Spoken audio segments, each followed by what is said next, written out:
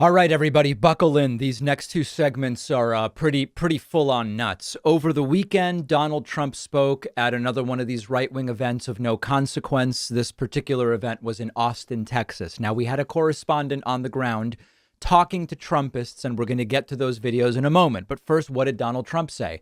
This is maybe the most callous moment of Donald Trump's political career. Now, I know he made fun of the disabled reporter and he yelled out, "Where's my African American?" He's had all these cringe moments, but this is wacky. Trump going on stage and saying, "I think they had a tragic event in Buffalo," referring to the mass shooter who targeted black people, killing 10, injuring 3, and somehow transitions into bragging that nobody died in Afghanistan while he was president.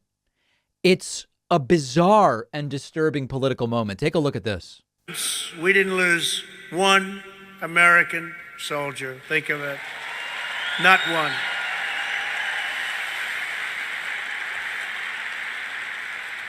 As opposed to last night, which you saw in Milwaukee, and you saw, I guess, a total of 20 in different, and just as I'm coming off the stage, I think they had a tragic event in Buffalo.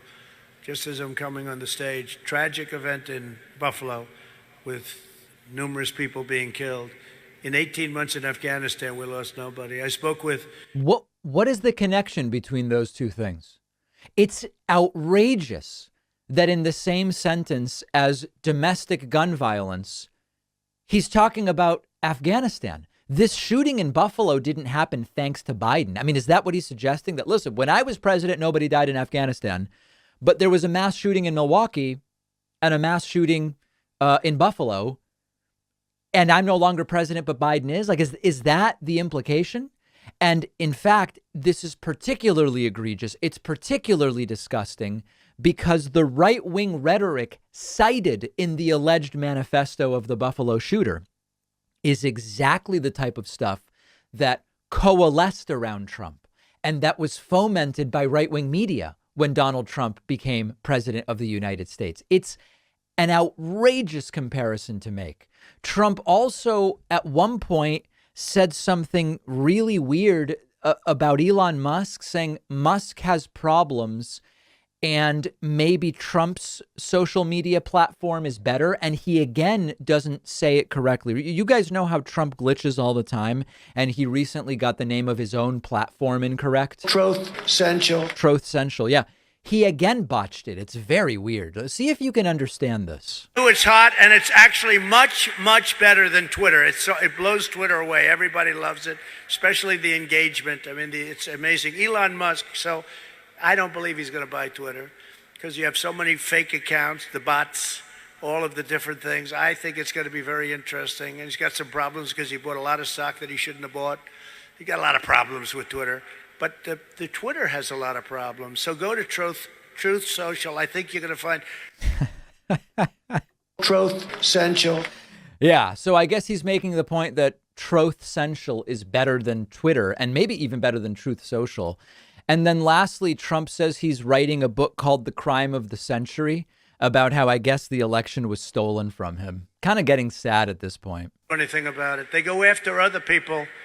They don't want to go after criminals or kill people on the streets. They go after they like going after Republicans. That's what they really like.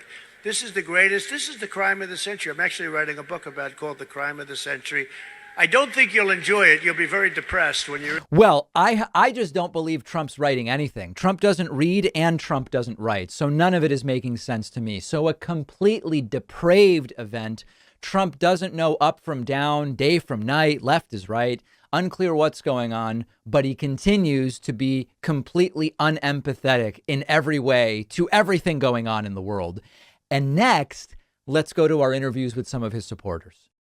One of our sponsors is Magic Spoon, the only breakfast cereal that tastes exactly like your favorite sugary childhood cereals, but with zero sugar, only 4 net carbs, and 14 grams of protein. So if you're just generally trying to keep your sugar intake relatively low like me, or if you're doing low carb, if you're doing keto, you can enjoy the sweet, nostalgic snack without the sugar. in flavors like cocoa, fruity, frosted, peanut butter, cookies and cream, maple waffle, blueberry, cinnamon. They've just added honey nut to their permanent collection. I love Magic Spoon. Our whole team does, and they've been supporting the show for years. How about this? If you try Magic Spoon and you don't think it's amazing like we do, they'll give you your money back because Magic Spoon stands behind their product because it's that good. You really can't tell it apart from the classic cereals. Build your own custom variety pack. You'll get $5 off when you go to magicspoon.com/Pacman and use the promo code Pacman. The link is in the description.